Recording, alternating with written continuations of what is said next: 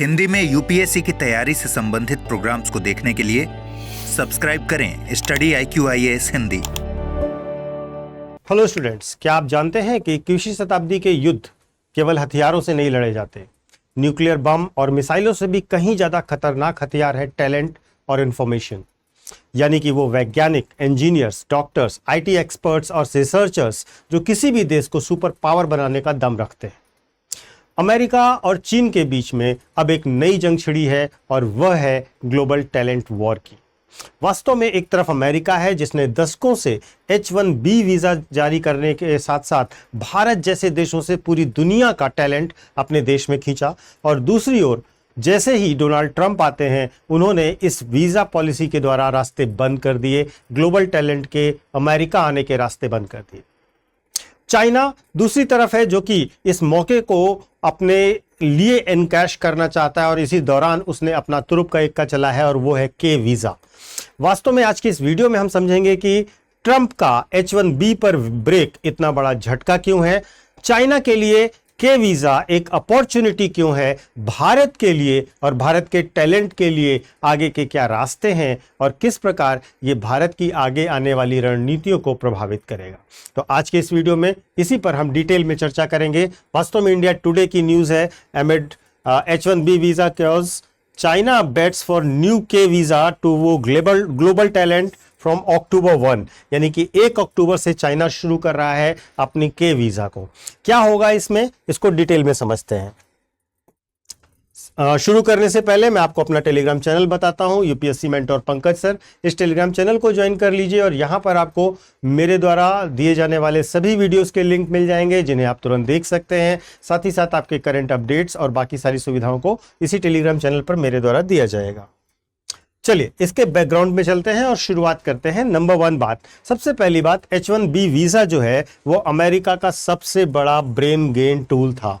ये इसकी बहुत इंपॉर्टेंट इंफॉर्मेशन है। वास्तव में जो स्किल्ड वर्कर हैं उनके लिए नॉन इमिग्रेंट वीज़ा होता था 1990 से सिलिकॉन वैली में। अगर आप देखें तो ये इंडियन इंजीनियर्स के द्वारा की बैकबोन पर इस्टेब्लिश होती है और 70% से भी ज़्यादा H-1B वीज़ा इंडियंस को जारी होते हैं।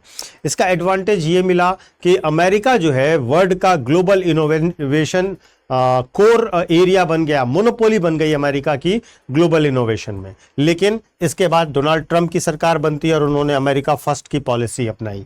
अमेरिका फर्स्ट की पॉलिसी के जरिए उन्होंने कहा कि इमिग्रेंट्स को रोका जाए अमेरिका आने से और जॉब्स केवल अमेरिकन्स के लिए सिक्योर की जाए। उन्होंने H-1B वीज़ा पर रिस्ट्रिक्शंस लगाने शुरू किए, एलिजिबिलिटी कड़ी करी, रिन्यूअल मुश्किल किया, कोटा कम किया, चार्जेस बढ़ा दिए। इंपैक्ट ये हुआ कि इंडिया की IT कंपनीज, स्टूडेंट्स और प्रोफेशनल्स पर इसका बहुत बुरा असर हुआ। उनके अमेरिका जाने के सपनों को एक बहुत बड़ा धक्का लगा। अब आता है चीन का मामला। चीन ने अपना काउंटर मूव चला और के वीजा की बात शुरू करी। स्पेशल वीजा है चाइना का ये, जो कि ग्लोबल स्टेम टैलेंट को अपने देश में अट्रैक्ट करने के लिए लाया गया है। इसका फोकस है AI पर, रोबोटिक्स पर, बायोटेक्नोलॉजी पर और क्वांटम कंप्यूटिंग पर। इसके साथ साथ यह एलिजिबिलिटी फ्लेक्सिबल है, फास्ट ट्रैक इसमें अप्रूवल देने की बात कही जा रही है, लॉन्ग टर्म रेजिडेंसी ऑप्शन है और यहां तक ही नहीं, जॉब लगने के बाद नहीं, जॉब लगने के पहले भी, यहां तक कि जॉब ढूंढने के लिए भी ये वीजा जारी करने की बात कही गई है। तो एक तरीके का ये एक सिंबॉलिक मैसेज है जो चाइना दे रहा है। वो कह रहा है कि अगर यूएस ने अपने दरवाजे बंद किए हैं तो चीन अपने गेट खोल रहा है। आप चीन आइए, इनोवेशन कीजिए, रिसर्च कीजिए, डेवलपमेंट कीजिए और चीन को सुपर पावर बनाइए। अब हमें इस पूरी बात का, इस पूरी इंफॉर्मेशन का एक विश्लेषण भी करना होगा। सबसे पहली बात यह है कि वैश्विक प्रतिभा पलायन एक नई शीत युद्ध जैसी स्थिति क्रिएट कर रहा है। देखिए 21वीं शताब्दी में देशों के बीच प्रतिस्पर्धा जो है वो केवल सेना और हथियारों तक सीमित नहीं रह गई है। असली संघर्ष यह है कि किस देश के पास सर्वश्रेष्ठ ब्रेन है, सर्वश्रेष्ठ इनोवेशन कैपेसिटी है, कौन तकनीकी में सबसे आगे जाएगा, कौन इंफॉर्मेशन टेक्नोलॉजी में सबसे आगे जाएगा। और यही आज मानव पूंजी है जिसको तेल और गैस की तरह ही सबसे कीमती संसाधन माना जा रहा है। इसी वजह से अमेरिका और चीन दोनों जो विश्व शक्ति और वैश्विक प्रतिभा को अपने देश में खींचने में जुटे हुए हैं, वे इसके संबंध में प्रयास कर रहे हैं। यद्यपि अमेरिका ने एक तरह से इस पर रोक लगाई है, लेकिन चाइना अब अपने आप को लीडर बनाने की कोशिश कर रहा है। अब इसमें अमेरिका और चीन के दोनों अलग अलग मॉडल्स को समझ लेते हैं। देखिए, अमेरिका का जो H-1B वीजा है वह वास्तव में मेरिट आधारित प्रवासन नीति से दुनिया के टॉप इंजीनियर्स को और वैज्ञानिकों को आकर्षित करता रहा है बहुत लंबे समय से। लेकिन जब से ट्रंप साहब आए, जैसा मैंने बताया, अमेरिका फर्स्ट पॉलिसी आई, नियम कठोर किए गए और ये मिलना मुश्किल हो गया। जबकि जो चीन का मॉडल है ये एक राज्य प्रेरित रणनीति है। सरकार सीधे विदेशी वैज्ञानिकों को और शोधकर्ताओं को बुला रही है।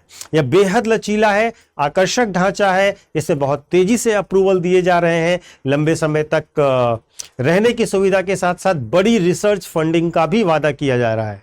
इसका नतीजा यह है कि जहां अमेरिका जाना मुश्किल हो रहा है, वहीं चीन कह रहा है कि तुरंत आइए, आपका स्वागत करते हैं। भारत पर भी इसका प्रभाव पड़ेगा और भारत के पर पड़ने वाले प्रभाव को अगर हम देखें तो भारत हमेशा से H-1B वीजा पर निर्भर देश रहा है।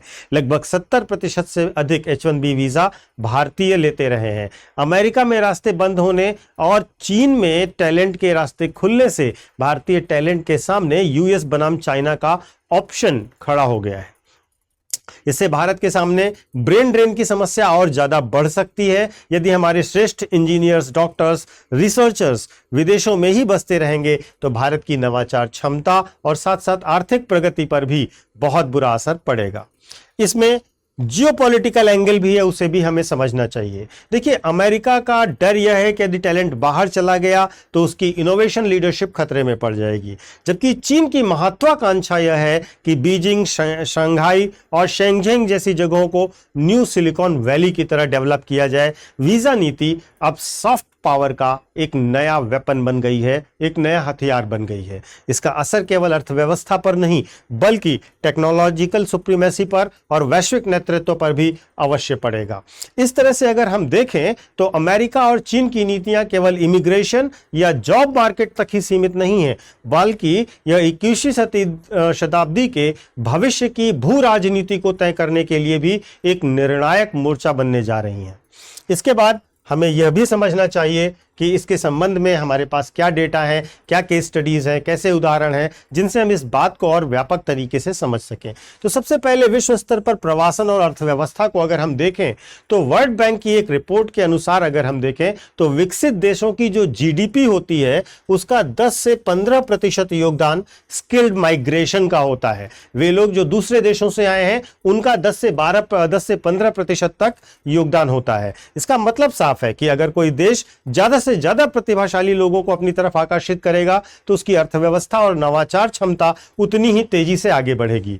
दूसरा, H-1B वीजा और भारतीयों की भूमिका की अगर हम बात करें तो अमेरिका के H-1B वीजा का सबसे बड़ा लाभार्थी भारत रहा है। जैसा मैंने आपको बताया कि 70% से अधिक H-1B वीजा भारतीयों को मिलते रहे हैं। नतीजा क्या हुआ? नतीजा यह हुआ कि गूगल हो, माइक्रोसॉफ्ट हो, अमेजॉन हो, इनमें टॉप लेवल पर सभी भारतीय आपको मिलेंगे। उदाहरण के लिए सुंदर पिचाई को देखिए जो गूगल के सीईओ हैं, सत्या नाडेला को देखिए माइक्रोसॉफ्ट के सीईओ हैं, और दोनों ही H-1B वीजा पॉलिसी की सफलता के क्लासिकल केस भी हैं, एग्जाम्पल भी हैं। ट्रंप काल के बाद की स्थिति को अगर हम देखें तो 2017 से 2023 के बीच में H-1B वीजा का अप्रूवल रेट गिरता गया है। पहले जहां लगभग 90% से ज्यादा एप्लीकेशंस मंजूर होते थे, ट्रंप के समय में यह 70% से भी नीचे आ गया है। तो यहां पर एक बहुत बड़ी बात यह है कि भारतीय छात्रों और प्रोफेशनल्स ने अब विकल्प के तौर पर कनाडा, ऑस्ट्रेलिया, यूरोप और अब चाइना की ओर भी रुख करना शुरू कर दिया है। चाइना का जो दांव है के वीजा का, उसको भी समझते हैं। जब अमेरिका का रास्ता कठिन हुआ तो चाइना ने डिसाइड किया कि इस वैक्यूम को भरा जाए।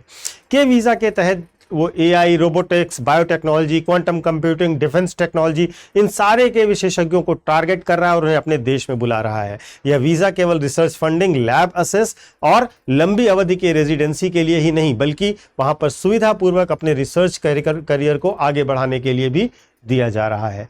भारत की बात अगर हम करें तो भारत के लिए आप देखेंगे तो आईआईटी और आईआईएम से निकलने वाले छात्रों का एक बड़ा हिस्सा पहले अमेरिका जाता था, लेकिन अब ट्रेंड बदल रहा है। वे कनाडा और ऑस्ट्रेलिया को प्रेफर कर रहे हैं, और यदि चीन का के वीज़ा आकर्षक साबित होता है तो भविष्य में भारतीय रिसर्चर्स और साइंटिस्ट का एक हिस्सा चाइना जरूर जाएगा। इससे भारत के लिए ब्रेन ड्रेन की समस्या और ज़्यादा गहरी हो सकती है।